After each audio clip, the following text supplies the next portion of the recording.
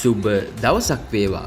While gallery YouTube නාලිකාවත් සමග රැඳී ඉන්න හැම දෙනාටම මේ තියෙන්නේ අනුරාධපුර ත්‍රිකුණාමලය ප්‍රධාන පාරේ මිහින්තලයට කිට්ටුව මහකනදරාව කියන වැව පාසුන ගමන්ම වගේ වම් පැත්තට තියෙන පාරෙන් හැරිලා තමයි අද අපේ නවාතැන්පල වෙතට ගමන් කරන්න තියෙන්නේ.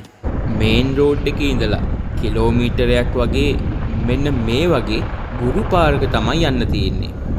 ඒකේ මීටර් 500ක් විතර යනකම්ම ගෙවල් එහෙමත් තියෙනවා. ඊට පස්සේ තියෙන මීටර් 500 නම් වැව් රක්ෂිතය හරහා තමයි වැටලා තියෙන්නේ. ඔන්න දැන් අපි ඇවිල්ලා ඉන්නේ අද අපේ ගමනාන්තය වුණ මහකනදරාව වයිල්ඩ් ලයිෆ් බංගලෝ එක. ඉතින් ඔයාලට පේනවා වගේ 4 wheel, SUV, කාර් කියන මේ ඕනම වාහනයකින් මෙතෙන්ට එන්න පුළුවන්.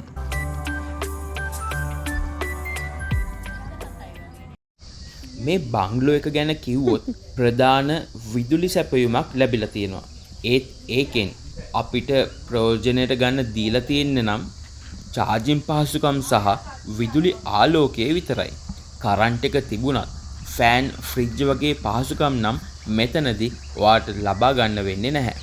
උපරිම වශයෙන් 10 දෙනෙකුට නවාතැන් ගන්න පුළුවන් මේ බංගලෝ එකේ එක් දිනක් සඳහා වැය වෙන්නේ රුපියල් 10000කට ආසන්න මුදලක්. සෙප්පුකොළම ටවුන් එකට මෙතන ඉඳලා තියෙන්නේ කිලෝමීටර් 2ක් වගේ දුරක්. ඒක නිසා ඔයාලට ඕන කරන සියලුම grocery item, pharmacy shop, meat item, wine shop වගේ මේ හැම දෙයක්ම මේ ටවුන් එකේදී මිලදී ගැනීමට හැකියාවක් තියෙනවා. මහකනදරාව කියන වැව පේන නොපෙනෙන දුරින් තියෙන මේ බංගලෝ එකට එන ඔයාලට සෆාරි යන්න කියලා නම් ට්‍රැක් එකක් ලැබෙන්නේ නැහැ.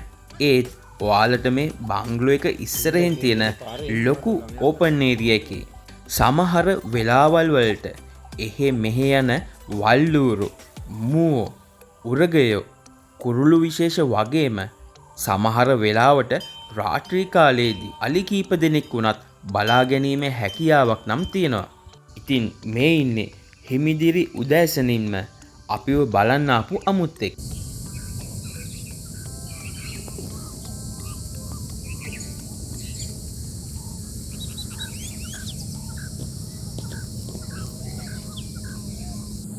දැන් එහෙනම් ගිහිල්ලා බලමු මේ බංගලෝ එක ඇතුළට. මේක වැවට ටිකක් කිට්ටුව ඉදිවිලා තියෙන නිසා පොඩ්ඩක් පොළොව මට්ටමට වඩා උස් කරලා තමයි හදලා තියෙන්නේ. මේ විදිහේ බංගලෝ ස්ට්‍රක්චර් එකක් විල්පත්තුවේ තියෙන ලුණුවැව කියන බංගලෝ එකෙත් ඔයාලට බලා ගන්න පුළුවන්. මුලින්ම තියෙන්නේ මේ ඕපන් ඒරියා එක. ඒක ඩයිනින් සහ සීටිං වලට ඉඩ වෙන් කරලා දීලා තියෙනවා.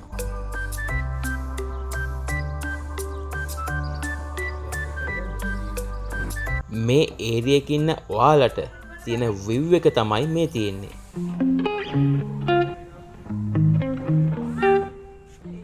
බලන්නකෝ මේ වටා පිටාව ඉතින් අනුරාධපුරය මිහින්තලයේ පැත්තට එන ඔයාලට නිදහසේ කාලය ගත කරන්න පුළුවන් තැනක් තමයි මේ බංගලෝ එක.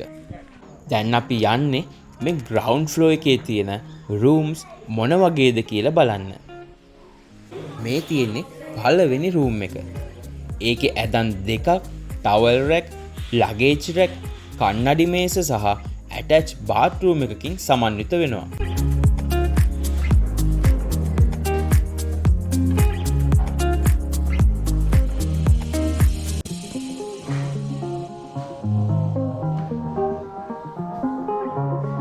වොෂ්රූම් එක ඇරේන්ජ් වෙලා තින්නේ නම් මෙන්න මේ විදිහට.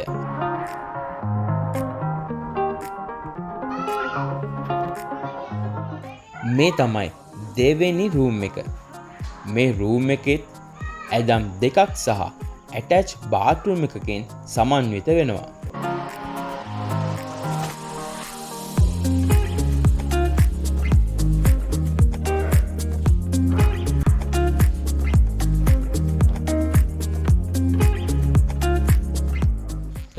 එකට අයිති වොෂ්රූම් එක තමයි මේ තියෙන්නේ.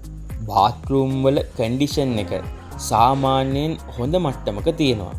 සීටින් ඒරියා එකත් පාස් කරගෙන ඉස්සරහට වගේම බංග්ලෝ එක වටේටම මේ වගේ පොඩි පැසේජ් එකක් දීලා තියෙනවා. මේ විදිහට යද්දි මෙතනදී අපිට තවත් රූම් එකක් හම්බ වෙනවා. එක ඇඳක් තියෙන මේ රූම් එක ඇරේන්ජ් වෙලා තියෙන්නේ මෙන්න මේ විදිහට.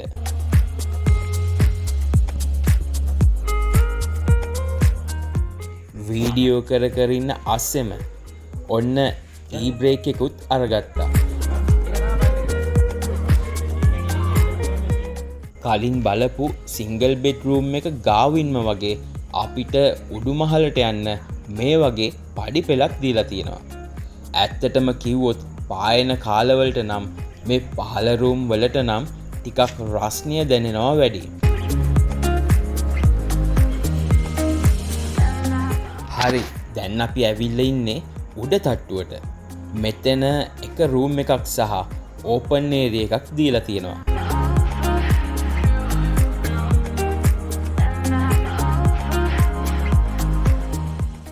බංග්ලෝ එකේ තියෙන 4 වෙනි රූම් එක තමයි මේ තියෙන්නේ.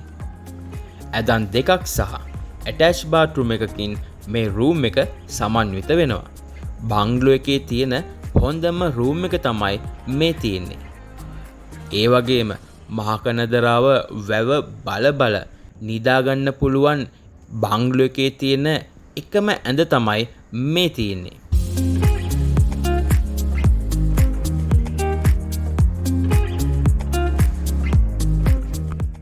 ඊට පස්සේ ඇටච් බාත්රූම් එක මේ විදිහට බලා ගන්න හම්බ වෙනවා. කොමඩ්, සිංක්, ෂවර් කියන මූලික උපාංග වලින් මේකත් සමන්විත වෙනවා. දවල්ට වුණත් රෑට වුණත් ටිකක් රස්නේ අඩුවෙන් ඉන්න පුළුවන් මේ උඩ තට්ටුව තමයි රෙකමන්ඩ් කරන්න පුළුවන්. මේ තියෙන නුග ගහ තමයි මේ බංග්ලෝ එකේ AC එක විදිහට වැඩ කරන්නේ.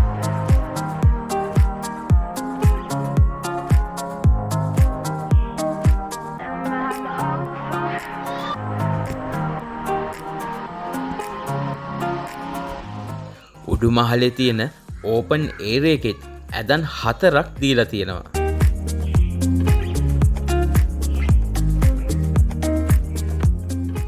බලන්නකෝ මේ උඩ තට්ටුවට තියෙන view එක කොහොමද කියලා.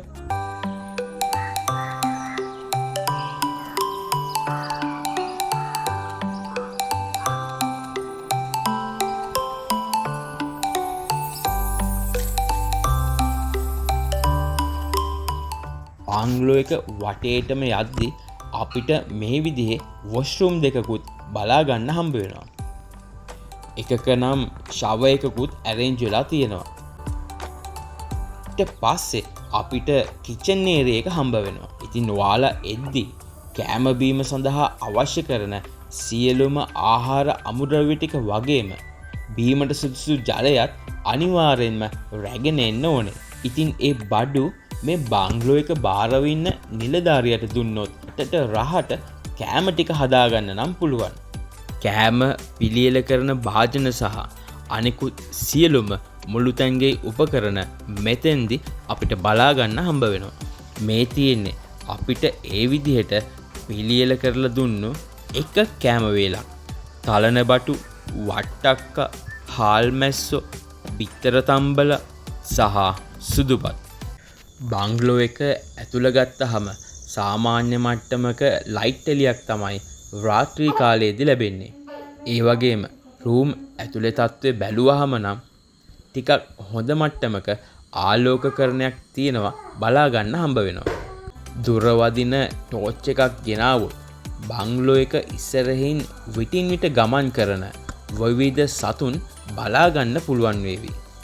ඉතින් ඔය විදිහට තමයි මේ මහකනදරාව බංග්ලෝ එක ඇරේන්ජ් වෙලා තියෙන්නේ. කොහොම වුණත් බංග්ලෝ එකේ ප්‍රධාන විදුලි සැපයුමක් තියෙන නිසා ෆෑන් සහ ෆ්‍රිජ් ලබා දුන්න නම් මිහින්තලේ තියෙන මේ බංග්ලෝ එකට බුකින්ග්ස් වැටෙන එක නවත්ත ගන්න නම් බැරි වෙයි කියලා තමයි හිතෙන්නේ. එහෙනම් මගේ මේ වීඩියෝ එකටත් ලයික් එකක් දාලා අනිත් අයටත් බලන්න පුළුවන් වෙන්න ෂෙයා කරන්න.